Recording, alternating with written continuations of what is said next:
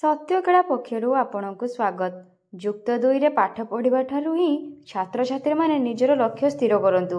ଫକୀରମୋହନ ଉଚ୍ଚ ମାଧ୍ୟମିକ ବିଦ୍ୟାଳୟର ବ୍ୟାସ ଉତ୍ସବର ଦ୍ୱିତୀୟ ଦିବସରେ ନାଟ୍ୟ ସଂସଦ ପକ୍ଷରୁ ଆୟୋଜିତ କାର୍ଯ୍ୟକ୍ରମରେ ମୁଖ୍ୟ ଅତିଥି ଭାବେ ଯୋଗଦେଇ ଡିଆଇଜି ପିନାକ ମିଶ୍ର ଏହା ଉଲ୍ଲେଖ କରିଛନ୍ତି, ସେ ମଧ୍ୟ 23 ବର୍ଷ ତଳେ ଏମିତି କଲେଜ କୋଡ଼ରେ ଡ୍ରେସ୍ ପିନ୍ଧି ଭବାନୀପାଟଣାର ସରକାରୀ ବିଦ୍ୟାଳୟକୁ ପାଠ ପଢ଼ିବାକୁ ଆସୁଥିଲେ।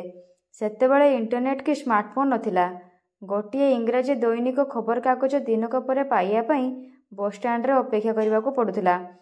ତେବେ ସେବେଠାରୁ ଜୀବନର ଲକ୍ଷ୍ୟ କ'ଣ ହେବ ସେ ନେଇ ଯୋଜନା କରିଥିଲେ। ତେଣୁ ଛାତ୍ରଛାତ୍ରୀମାନେ ଆଜିଠାରୁ ଜୀବନର ଲକ୍ଷ୍ୟ ସ୍ଥିର କରନ୍ତୁ ଓ ସେ ନେଇ ଅଧ୍ୟୟନ ଉପରେ ଗୁରୁତ୍ୱ ଦିଅନ୍ତୁ। ଏଥିପାଇଁ ଉପଯୁକ୍ତ ଗୁରୁଙ୍କୁ ମଧ୍ୟ ଚୟନ କରନ୍ତୁ। ନିଜକୁ ଛୋଟ ସହରରୁ ଆସିଛୁ ବୋଲି ଭାବନ୍ତୁ ନାହିଁ, କାରଣ ଆପଣଙ୍କ ହାତରେ ସ୍ମାର୍ଟଫୋନ୍ ଅଛି ମାନେ ସବୁ ତଥ୍ୟ ଆପଣ ପାଇପାରିବେ। ଏବେ ଆପଣମାନେ ନିଜ କ୍ୟାରିୟରର ଦୋଛକିରେ ଛିଡ଼ା ହୋଇଛନ୍ତି, ତେଣୁ ନିଜେ ନିଜର ଭାଗ୍ୟ ନିର୍ଦ୍ଧାରଣ କରନ୍ତୁ।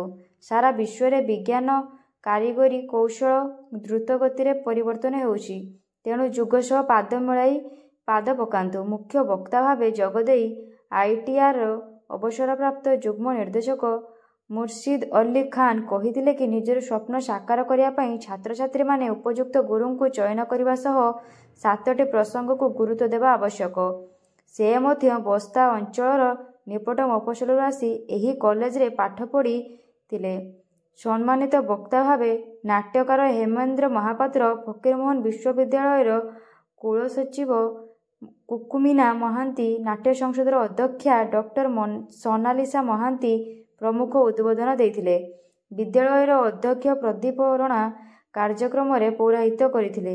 ଧନ୍ୟବାଦ।